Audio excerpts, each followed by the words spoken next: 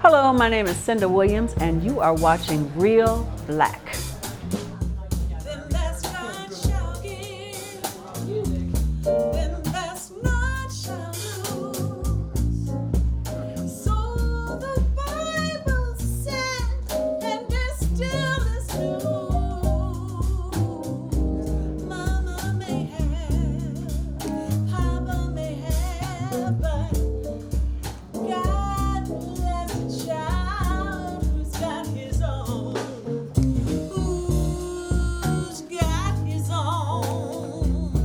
I did like 30 projects, some of them known in different markets.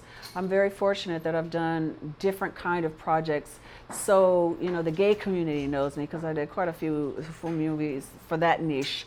The white community knows me because I did quite a few movies for that niche. The black community knows me. So I've been able to do quite a few things. And so a lot of people don't know, unless they're true fans, all the projects that I've been able to do. But when my daughter, when I conceived my daughter, I decided to be a mother. So I took a step away.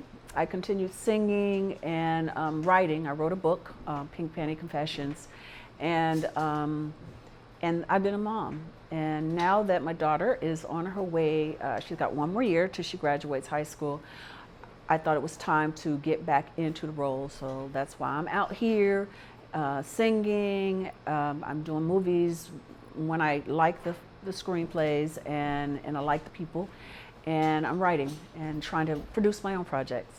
So it's time. Mo Better Blues was more of an iconic experience for me because Denzel was just coming out and really becoming a sex symbol, and Wesley Snipes and Spike Lee had already done She's Gotta Have It and School Days and then Do the Right Thing.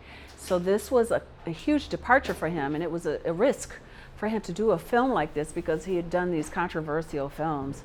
And so it was a big risk for him. And it was a great opening door for a lot of awesome actors who have gone on to do phenomenal things. I was glad to be a part of that group. This night means everything to me. When I was in around 9th grade, I saw Mo Better Blues. The quick of the story is that my father wasn't around, so media and movies and things like that is what he left, because he used to go to the theater with me and actually leave to get high.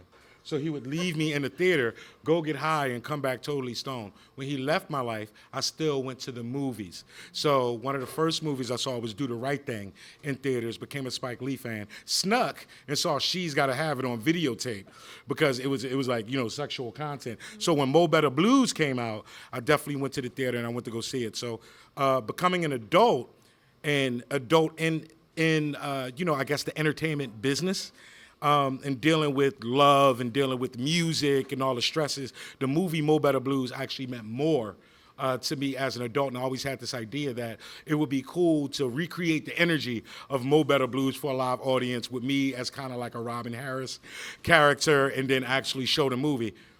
I never in my wildest dreams thought that Cynda Williams could be a part of it. So when I located her on Instagram, like, you know, months ago, we talked and it was a possibility. So tonight is everything. The 9th grade, the 14-year-old me cannot believe it right now. And then One False Move, Mo Better Blues opened the door for that because I lived in New York City at the time, but I went to New York to do a photo shoot for publicizing Mo Better Blues.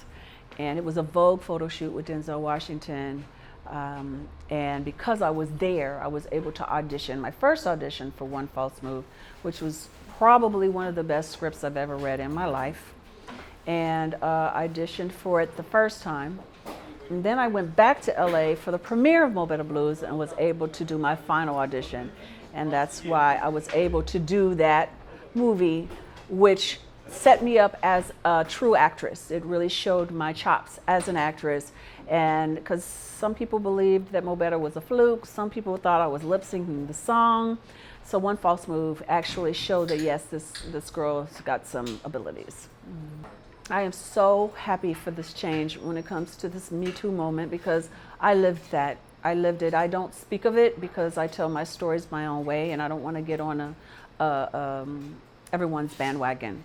But I had so many very, very traumatic, difficult times in my life well before I started acting.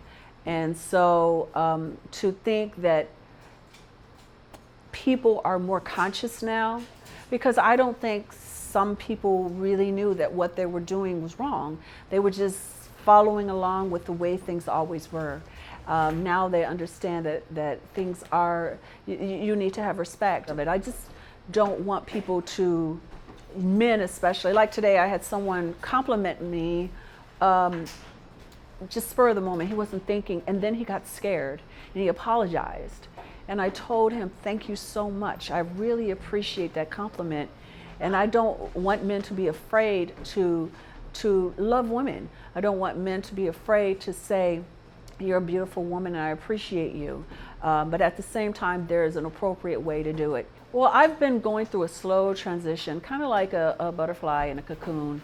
I've been gradually finding myself. I've had a lot of trauma in my life. For those of you that read my book know some of that.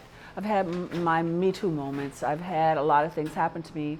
So I had to find my voice. I remember I did a movie once where the director was disgusted with me because he said, you don't sound like an FBI agent. You sound too weak. You sound like a girl. I was like, well, I am a girl. But he was right in that I hadn't found my voice yet. And I went through some pretty hardcore trauma that brought me to a place of rebirth. And I feel like I'm a powerful person now. I appreciate who I was before, but I think I'm so much more as this 52-year-old woman.